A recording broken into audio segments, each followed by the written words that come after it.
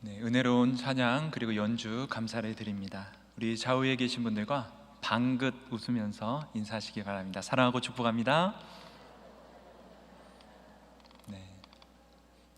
예배 자리에 나오신 여러분들을 진심으로 사랑하고 축복합니다. 오늘 본문의 말씀은 우리가 익히 잘 알고 있는 말씀입니다. 바로 예수님께서 광야에서 시험을 당하시는 장면이죠. 마귀가 예수님을 찾아와서 3번에 걸쳐서 시험을 합니다. 그런데 그 시험 중 첫 번째 시험과 또 두 번째 시험에 공통점이 하나가 있습니다. 먼저 말씀 3절을 보면 시험하는 자가 예수께 나와서 이르되 내가 만일 하나님의 아들이거든 명하여 이 돌들로 떡덩이가 되게 하라. 다음 6절을 보면 이르되 내가 만일 하나님의 아들이거든 뛰어내리라. 기록되었으되 그가 너를 위하여 그의 사자들을 명하시리니 그들이 손으로 너를 받들어 발이 돌에 부딪히지 않게 하리로다 하였느니라. 자, 이 두 시험의 공통점을 여러분은 발견하셨나요?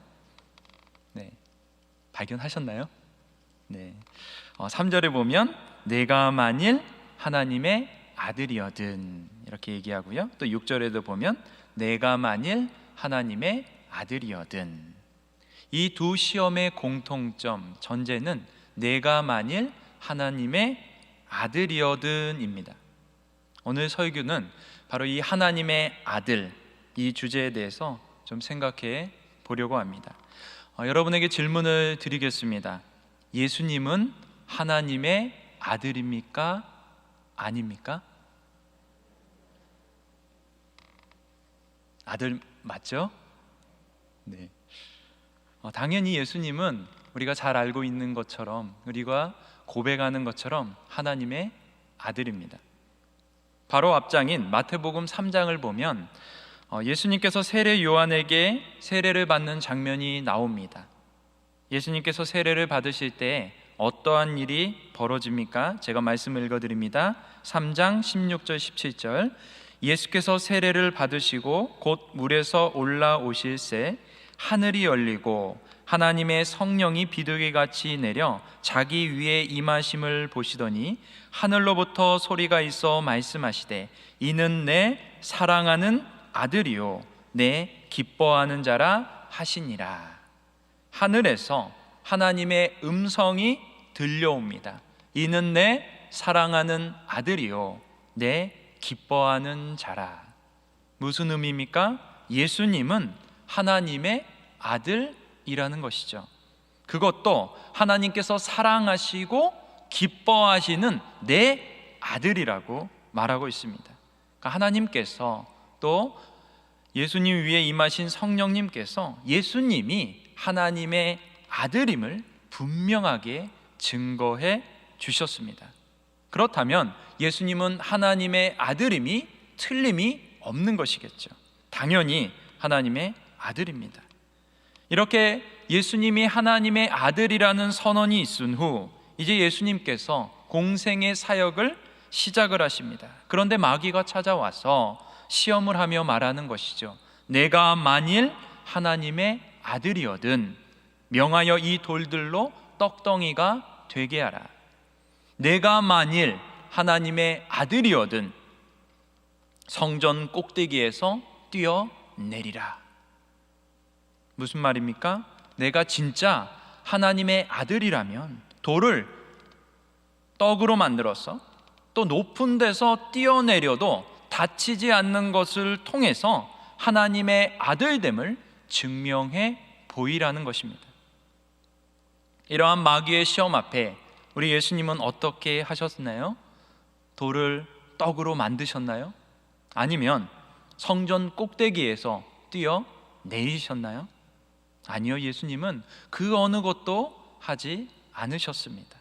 대신 주님은 이렇게 말씀하셨죠. 4절 예수께서 대답하여 이르시되 기록되었으되 사람이 떡으로만 살 것이 아니요 하나님의 입으로부터 나오는 모든 말씀으로 살 것이라 하였느니라. 또 7절 예수께서 이르시되 또 기록되었으되 주 너희 하나님을 시험하지 말라 하였느니라.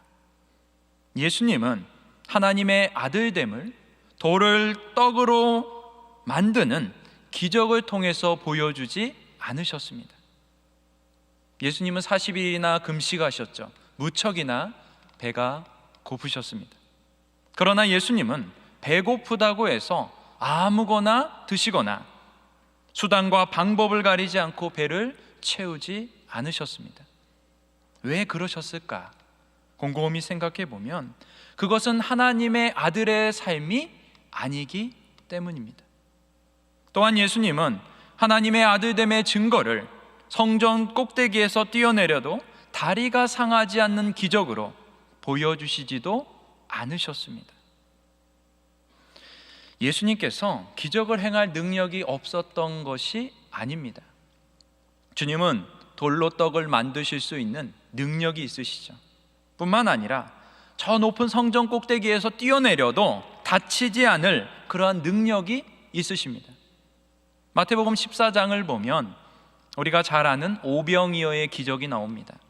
예수님은 보리떡 5개와 물고기 2마리로 5,000명을 먹이십니다. 뭐 1명, 2명을 먹이신 게 아니에요. 5,000명, 아니 그 이상의 사람들을 먹일 만한 그러한 놀라운 능력을 갖고 계신 분입니다. 그런가 하면 이 14장의 오병이어의 기적 다음에 예수님께서 무리를 걸어서 제자들에게 오시는 장면이 기록되어져 있습니다. 높은 데서 뛰어내려서 다치지 않는 수준이 아닙니다. 물 위를 걸어갈 수 있는 그러한 능력을 가지고 계신 분이 바로 예수님이시죠. 그러나 예수님은 이러한 기적을 행하는 것으로 하나님의 아들됨을 증명하지 않으셨습니다. 오히려 예수님은 하나님의 아들됨을 하나님의 말씀대로 사는 삶으로 증명해 주셨습니다. 우리가 잘 아는 산상수훈을 보면 예수님께서 강조하시는 것이 있습니다. 그것은 바로 바리새인과 서기관보다 더 나은 의입니다. 이 사장을 펴고 계실 텐데 5장 20절을 한번 보시기를 바랍니다. 5장 20절에 보면 이렇게 말씀을 하시죠. 내가 너희에게 이르노니 너희 의가 서기관과 바리새인보다 더 낫지 못하면 결코 천국에 들어가지 못하리라. 여기서 말하는 의가 무엇일까요? 어떤 사람은 믿음이라고 말합니다. 서기관과 바리새인은 율법을 지키는 행위를 강조하지만 천국은 행위가 아닌 믿음으로 들어간다는 것입니다. 그런가 하면 어떤 사람은 행위, 곧 말씀대로 사는 삶이라고 말합니다. 믿음이 있는 사람은 반드시 말씀대로 사는 삶이 뒷받침이 되어야 한다는 것이죠. 그러한 삶이 서기관과 바리새인보다 더 나은 자가 천국에 들어갈 수 있다는 것입니다. 이 전체적인 문맥의 흐름을 보면 말씀대로 사는 삶이 더 타당해 보입니다. 그러므로 바리새인과 서기관보다 더 나은 의란 믿음을 따라 말씀대로 의롭게 살아가는 삶입니다. 곧 하나님의 기준을 통과한 삶입니다.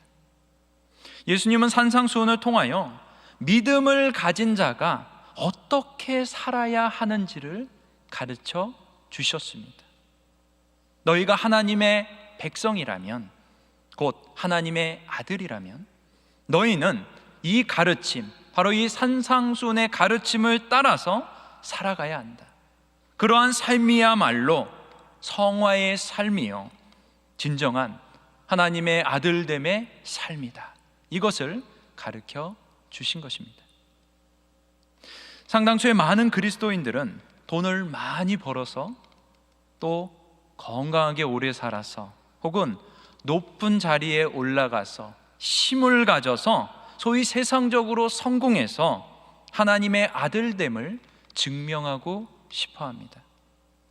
또 그렇게 되신 분들은 기독교 방송에도 나오기도 하시고 또 많은 교회들을 다니시면서 간증 집회도 하시는 걸 볼 수가 있습니다. 여러분은 그러한 분들의 간증을 들으시면서 어떠한 생각을 하시나요? 정말 저 사람은 하나님께서 사랑하시는 것 같다. 저 사람은 정말 하나님의 놀라운 축복을 받은 하나님의 자녀다. 이러한 생각들을 하시지 않습니까? 그러면서 그러한 그분의 모습을 보면서 많이 부러워하기도 하시고, 또 나도 저 사람처럼 됐으면 좋겠다, 자녀들에게도 저분을 본받아라 하면서 이렇게 소망을 품기도 합니다. 그런데 여러분, 곰곰이 한번 고민해 보시기를 바랍니다. 정말로 그런 자리에 올라야만, 그렇게 많은 것을 가져야만 하나님의 아들됨의 증거를 보여줄 수 있는 것일까요? 우리가 조금만 생각해 보면 그게 아니다라는 것을 금방 알 수가 있습니다. 여러분, 믿는 사람 중에 부자가 많습니까? 믿지 않는 사람 중에 부자가 많습니까? 질문이 어렵나요? 다른 질문을 드려보겠습니다. 여러분, 믿는 사람 중에 공부 잘하는 사람이 많습니까? 안 믿는 사람 중에 공부 잘하는 사람이 많습니까? 여러분, 믿는 사람 중에 성공한 사람이 많습니까? 안 믿는 사람 중에 성공한 사람이 많습니까? 안 믿는데 부자가 많습니다. 안 믿는데 공부 잘하는 사람이 많습니다. 안 믿는데 세상적으로 성공한 사람들이 많습니다. 하나님의 아들됨은 세상적인 성공이나 가치로서 증명이 되는 것이 아닙니다. 그럼 무엇으로 증명됩니까? 바로 우리 신자들의 삶으로 증명이 되는 것이죠. 바리새인과 서기관보다 더 나은 이것으로 증명이 되는 것입니다. 세상적인 성공과 부, 건강, 이런 것들은 우리가 그러한 삶을 살아갈 때에 덤으로 하나님께서 은혜로 우리에게 베풀어 주시는 것들입니다. 그것이 우리 신앙의 본질은 결코 아닌 것이죠.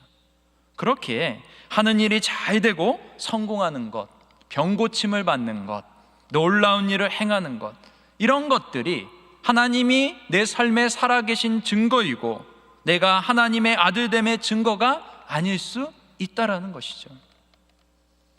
초대교회 7집사 중에 하나였던 스데반은 이렇게 기도를 했습니다. 사도행전 7장 59절에서 60절인데 읽어드립니다. 그들이 돌로 스데반을 치니 스데반이 부르짖어 이르되 주 예수여 내 영혼을 받으시옵소서 하고 무릎을 꿇고 크게 불러 이르되 주여 이 죄를 그들에게 돌리지 마옵소서, 이 말을 하고 자니라. 돌에 맞아도 죽지 않는 것이 기적이 아니라 돌을 맞아 죽어가면서도 자신에게 돌을 던지는 사람들을 위하여 기도하는 것, 이것이 바로 기적이요 하나님의 아들됨의 증거입니다. 예수님은 사역을 시작하며 오늘 본문에 등장하는 마귀의 시험을 당하셨습니다. 그런데 흥미롭게도 사역을 마무리 짓는 이 십자가 상에서도 똑같은 시험을 당하셨습니다. 우리 성경을 좀 찾아보면 좋겠는데요, 마태복음 27장으로 가보시기를 바랍니다.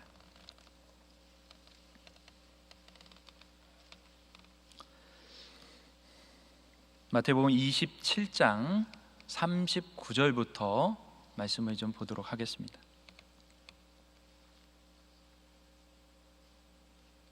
찾으셨으면 눈으로 39절을 한번 보시기 바랍니다.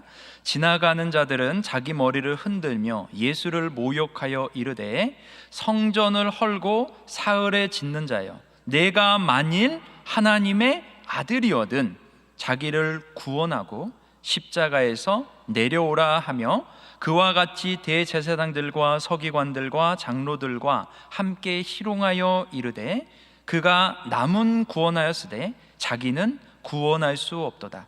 그가 이스라엘의 왕이로다. 지금 십자가에서 내려올지어다. 그리하면 우리가 믿겠노라. 그가 하나님을 신뢰하니 하나님이 원하시면 이제 그를 구원하실지라. 그의 말이 나는 하나님의 아들이라 하였도다 하며 함께 십자가에 못 박힌 강도들도 이와 같이 욕하더라. 마귀는 수많은 사람들을 동원해서 또다시 예수님을 시험을 합니다. 뭐라고 시험합니까? 내가 만일 하나님의 아들이거든 자기를 구원하고 십자가에서 내려오라. 여러분, 예수님께서 십자가에서 내려오실 수 있으실까요? 없으실까요? 저는 당연히 있다라고 생각을 합니다. 손에 박혀있는 못 다 뽑아버리고 발에 박혀있는 못도 다 뽑아버리고 공중제비를 돌아서 멋지게 착지를 한 다음에 사람들을 향해서 이야기하는 거죠. 자, 봤지? 내가 하나님의 아들이야. 맞지? 이렇게 외치실 수 있죠. 그러나 예수님은 그렇게 하지 않으셨습니다. 오히려 예수님은 그 수많은 사람들의 조롱 가운데서 침묵을 유지하시고 하나님의 뜻을 따라서 십자가에서 죽으셨습니다. 이 모든 광경을 지켜보던 사람이 있었습니다. 바로 백부장입니다. 그가 예수님에 대해서 어떻게 말을 하는가, 27장 54절 한번 보시기를 바랍니다. 펴놓으신 성경 54절. 백부장과 및 함께 예수를 지키던 자들이 지진과 그 일어난 일들을 보고 심히 두려워하여 이르되 이는 진실로 하나님의 아들이었도다 하더라. 동일한 본문을 마가복음에서도 기록을 하고 있는데 이렇게 말합니다. 예수를 향하여 섰던 백부장이 그렇게 숨지심을 보고 이르되 이 사람은 진실로 하나님의 아들이었도다 하더라. 백부장이 누구입니까? 로마 사람입니다. 이방인입니다. 그런 그가 예수님의 마지막 모습을 보면서 외칩니다. 이는 진실로 하나님의 아들이었도다. 기가 막힌 흐름 아닙니까? 진정한 하나님의 아들됨은 십자가에서 내려와서 자신을 구원하는 능력이 아니라는 것입니다. 오히려 그러한 능력이 있음에도 불구하고 모든 것을 참고 인내하며 하나님 아버지의 뜻을 따라 자기를 희생하는 것임을 저자 마태가 보여주고 있는 것이죠. 물론 백부장이 이 고백에 담긴 의미가 무엇이었는지 다 알지는 못했던 것 같습니다. 그러나 마태는 유대인들도 하지 못했던 이 고백을 이방인의 입을 통해서 초대교회 성도들에게 그리고 이 자리에 있는 우리에게 들려주고 있는 것이죠. 이는 진실로 하나님의 아들이었도다. 예수님의 산상수훈의 첫 번째 가르침은 팔복으로 시작이 되어집니다. 8가지 복에 대한 말씀을 하시는데 그 복 중에 7번째 복을 여러분은 기억을 하시나요? 이렇게 말씀하십니다. 화평하게 하는 자는 복이 있나니 그들이 하나님의 아들이라 일컬음을 받을 것이며. 화평하게 하는 자, 곧 평화를 이루는 자가 복이 있습니다. 그러한 사람은 하나님의 아들이라 일컬음을 받습니다. 그런가 하면 예수님은 이러한 말씀도 하셨죠. 5장 44절에서 45절입니다. 나는 너희에게 이르노니 너희 원수를 사랑하며 너희를 박해하는 자를 위하여 기도하라. 이같이 한즉 하늘에 계신 너희 아버지의 아들이 되리니. 원수가 없거나 박해하는 자가 없어야 하나님의 아들이 되는 것이 아닙니다. 오히려 원수를 사랑하고 박해하는 자를 위하여 기도할 때에 비로소 하나님의 아들이 되는 것입니다. 사랑하는 성도 여러분, 하나님의 아들됨은 과연 무엇일까요? 무엇으로 내가 하나님의 아들됨을 증명할 수 있을까요? 병들지 않고 건강하게 오래 사는 것입니까? 남들보다 더 많은 돈을 벌어서 부자가 되는 것입니까? 자녀들의 앞길이 열리고 승승장구하는 것입니까? 그랬으면 좋겠습니다. 목회자로서 이 자리에 계신 우리 모든 성도님들, 또 충현의 모든 성도들이 그러한 복을 많이 받았으면 좋겠습니다. 그러나 그것은 그리고 그것이 하나님의 아들됨의 증거가 될 수는 없습니다. 남들이 할 수 없는 비범한 일을 행하거나 기적과 같은 능력을 행하는 것, 방언을 말하고 신비한 은사를 갖는 것, 이 역시도 하나님의 아들됨의 증거가 될 수는 없습니다. 오히려 하나님의 아들됨의 증거는 바로 저와 여러분의 삶입니다. 배고프다고 아무거나 먹지 않는 삶, 십자가에서 자신을 희생하는 삶, 의를 위하여 핍박을 감수하는 삶, 전쟁과 같은 삶을 평화롭게 바꾸는 삶, 원수를 사랑하는 삶, 박해하는 자를 위하여 기도하는 삶, 바로 이러한 삶이 주님이 말씀하신 바리새인과 서기관보다 더 나은 의요, 하나님의 말씀대로 사는 삶입니다. 이러한 삶이야말로 진정한 하나님의 아들됨의 증거입니다. 끝으로 한 가지 이야기를 여러분에게 드리고 말씀을 맺고자 합니다. 여러분은 주기철 목사님을 잘 알고 계시죠? 이 주기철 목사님에게는 2명의 아내가 있었습니다. 첫 번째 아내는 안갑수 사모님입니다. 34세의 젊은 나이에 하나님 품에 안기셨습니다.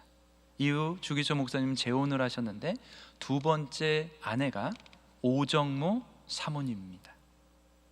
그녀는 주 목사님의 순교의 힘을 불어넣었으며 신앙의 길을 지킬 수 있도록 옆에서 많이 도왔던 그런 분이십니다.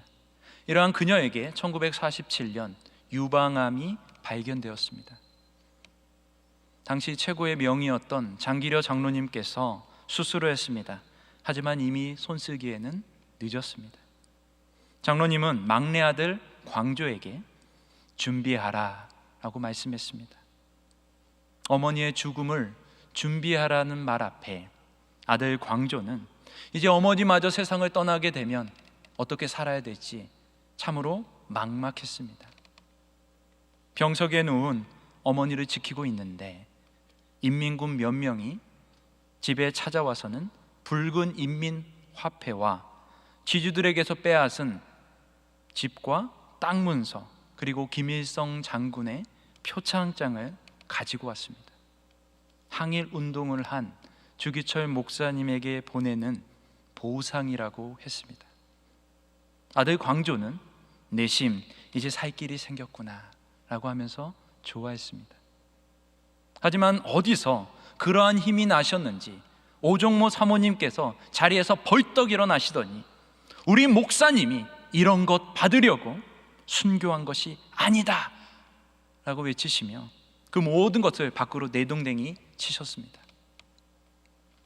인민군이 돌아간 뒤 오종모 사모님은 섭섭한 마음을 숨기지 못하는 아들 광조를 부르셨습니다. 그리고는 이렇게 말씀하셨습니다. 내가 내게 줄 유산은 따로 있다. 그러면서 성경을 펴서 말씀을 한 구절 읽어주셨습니다. 찾아보도록 하겠습니다. 시편 37편입니다.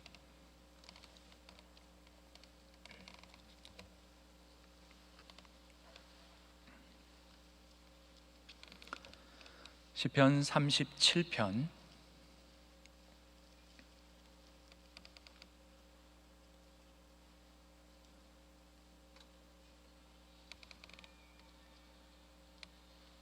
37편 25절과 26절을 제가 읽어드립니다. 잘 눈으로 따라오시면 되겠습니다. 내가 어려서부터 늙기까지 의인이 버림을 당하거나 그의 자손이 결식함을 보지 못하였도다. 이는 그는 종일토록 은혜를 베푸고 꾸어주니 그의 자손이 복을 받는도다. 내가 어려서부터 늙기까지 의인이 버림을 당하거나 그의 자손이 걸식함을 보지 못하였도다. 그는 종일토록 은혜를 베풀고 꾸어주니 그의 자손이 복을 받는도다. 오정모 사모님은 참으로 세상과 다른 유산을 남겨주셨습니다.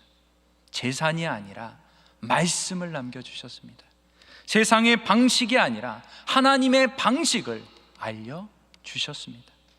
어떻게 사는 것이 하나님의 아들의 삶인지 친히 가르쳐 주셨습니다. 사랑하는 성도 여러분, 저와 여러분의 삶으로, 세상과 다른 삶의 태도로 하나님의 아들됨을 증명하시기를 바랍니다. 우리 주님께서 그러하셨듯 수많은 믿음의 선진들이 그러했듯이 삶으로, 세상과 다른 삶의 태도로 하나님의 아들됨을, 딸됨을 증명하시기를 바랍니다. 배고프다고 아무거나 먹지 마시기 바랍니다. 당장 눈앞에 이익이 된다고 불의를 행하지 마시기 바랍니다.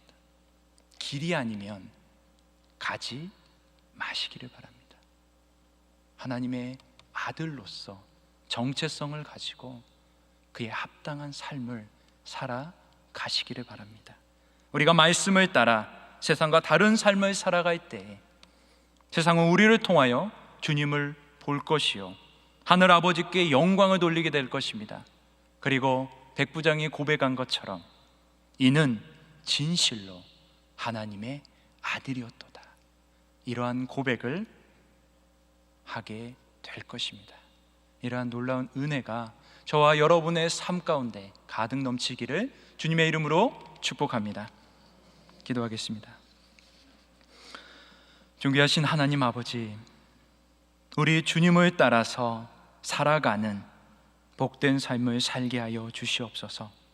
우리의 삶이 하나님의 아들 된 삶, 하나님의 딸 된 삶이 될 수 있도록 우리에게 은혜를 베풀어 주시고 또 우리의 삶을 지켜가게 하여 주시옵소서.